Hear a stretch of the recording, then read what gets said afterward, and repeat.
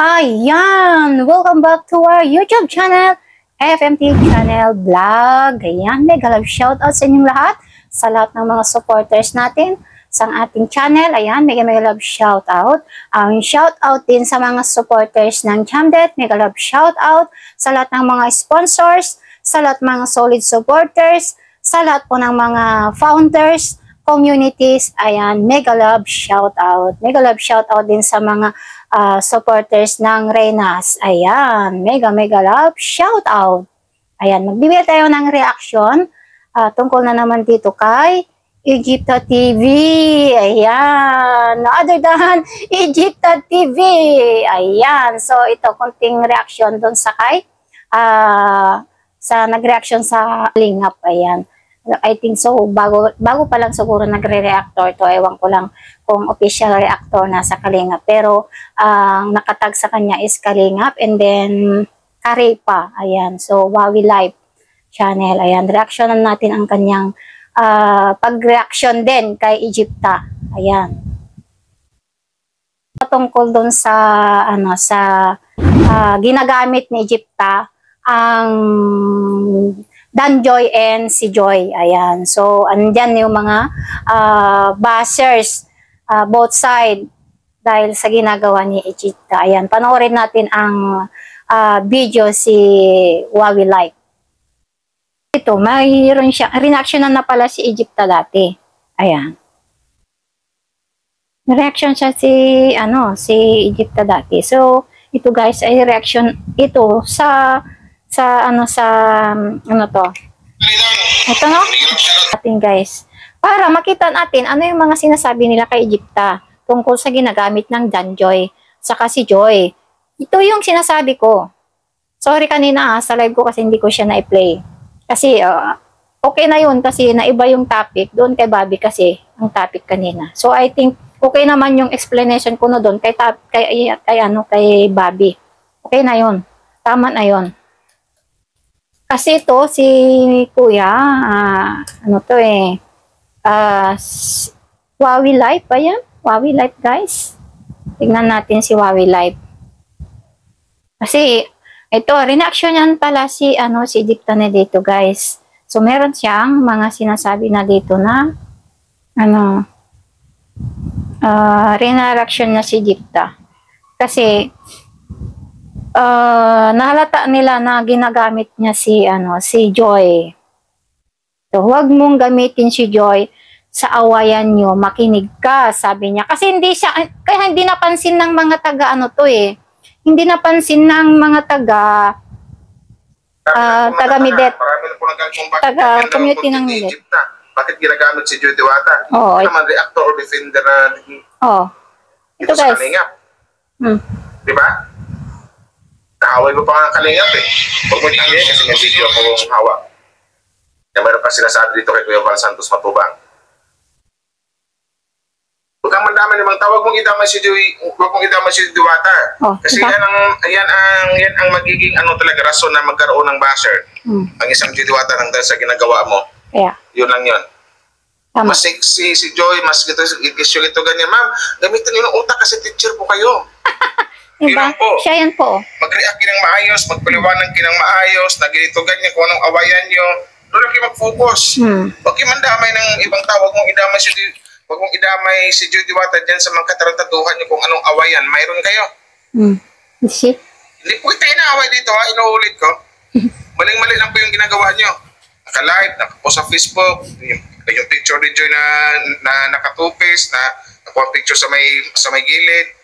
Itinabi mo yung picture ni Binit na mas okay daw kay Joy. Wala pong Danjoy ang matutuwa dyan, ma'am. Walang Danjoy fans ang matutuwa doon. Marami pa pong mga galit sa'yo kung bakit ginagamit mo si Joy. Nako. Sa ganyan. Kasi ang iniisip ng mga fans dito at iniisip naming lahat, si Joy Diwata ang mababas po dito dyan sa mga ginagawa niyong mga iwan ko ba katarantaduhan. Huwag po ganon. Limitan niyo po ng isip, ma'am. Kung kaaway niyo si Midit, kung kaaway niyo ang Midit community, ilabas niyo dito si Joy. Huwag kayong manggamit ng ibang tao. Mag-focus kayo sa kung anong isyong mayroong awayan kayo. Ginagamit niya kasi si Joy, sir. Malay ba ni Joy dyan sa issue nyo? Hindi ka kilala ni Joy, di ba? Never. Huwag kong gamitin. Ulitin ko na, hindi kita inaaway dito. Ilagay lang po sa ayos ang pag-react. Kung may awayan kayo, focus ka doon. Huwag ka magamit ng ibang tao. Maling-mali po yung ginagawa niyo. Huwag po ganun. Kasi una, hindi ka naman reactor dito eh. Huwag mong iribat sa akin. Huwag mong isagot sa akin na naka-public to, social media to, kahit sino pwede kong anuhin, pwede kong... Huwag po. Sinabi niya nga wala daw sa pakialam sa'yo eh. Narinig ko yan sa kanya. Huwag ng ibang tao, huwag mong idamay si Joy Diwata dito kasi marami kang mga... Bago pa lang daw, sir. Kaya wala siyang pakialam. Mga Danjoy fans, masaya ngayon ang mga Danjoy fans sa kung anong mayroon ang Danjoy ngayon. Huwag mong anuhin. Masaya ang fans ngayon. Tapos biglang ganyan, bigla mong ikumpara. Ikumpara mo si Joy Diwata dito kay Midit sa kaaway mo. Para ano yun? Para mayroon kang para maganti. Para mayroon kang sandata. Ginawa mong sanggalan ng isang Joy Diwata para doon sa kalaban mo. Oo, yun talagang totoo. Ano naman si Joy Diwata? Bigla na lang mababas yan. One day, kasi isa yung ginamit mo. Huwag po ganun. Malay ba ng bata? Malay ba na isang Joy Diwata sa awayan nyo? Politiko po, hindi po kita inaaway dito ha. Hindi kita binabash. Maling-mali lang po yung ginawa nyo. Ulitin ko, kung anong away nyo doon sa Midit community, doon kayo mag-focus. Doon ka mag-focus. Huwag ka manggamit ng ibang tao. Gamit niya kasi sa pang-ribat-ribat. Kasi nung una, hindi ka reactor, hindi ka defender dito ng Danjoy. Danjoy Couple, hindi ng Danjoy Love Team. Yun lang po, gamitin niyo po ng utak. Kasi sabi lang, teacher ka. Di ba? Huwag po ganun. Bakit ganon? Bakit ganon yung ginawa mo? Malay ba ni Joy dyan sa mga awayan nyo? Ano bang pakialam ni Joy yan? At ano bang paki namin? Nag-react lang ako kasi yun na nga, nakitaan kita ng mali. Sabi ko, mali itong ginawa ni Egypta. Kung ang away nyo doon kay Midit, doon sa kung sino mo yung mga kaaway mo doon sa Midit community, doon ka mag-focus. Huwag mong gamitin ang isang Joy Diwata na kisyo, mas maganda, mas sexy, etc. Hindi po matutuwa ang mga Danjoy fans dyan, ma'am. Bro, hindi naman maganda kasi. Pagkos magagalit pa sa'yo. Hindi mo ba naisip yan, ma'am? Akala ko ba teacher ka? Ulitin ko, hindi kita binabash. Nagtaka ko sa ginagawa mo na nakakawindang. Sa totoo lang talaga, ginagamit niya talaga kayo. Ginagamit na talaga ang Danjoy at saka si Joy. Ginagamit niya talaga yan, sir. Kasi may mga alitan sa mga both sides, sa mga kay Midit, sa mga reactor kami. Kasi kami lang yung mga nagbabakbakan eh. Pero yung malaking ilaban niya sa amin, kasi siyempre pagtatanggol namin ni Midit, ito yung ginagawa niya. Dadamay na talaga ng gagamitin niya si Joy na sa amin, pang ribat sa amin para mas lalo kaming magalit. Yun ang purpose niya talaga. Kahit balik-ta din pa rin natin Egypta, may purpose ka talaga. May purpose ka talaga bakit mo ginagamit si Joy. Yan ang totoo. Hindi mo yan maitago na talaga mayroon kang purpose na ginagamit mo si Joy. Yun, mapapansin na mapapansin. Yun ang alam ko. Mapapansin na mapapansin. Posible naman yung mga supporters talaga nga, solid supporters ng Danjoy. Hindi mapansin yung ginagawa mo. At saka, ayaw ko na ng kalingap, di ba? Ayaw ko nga ng kalingap. Kahit sino nga yung tinatapik mo eh, galit na galit sila eh. Nagsimula nga si Bupil, ayaw na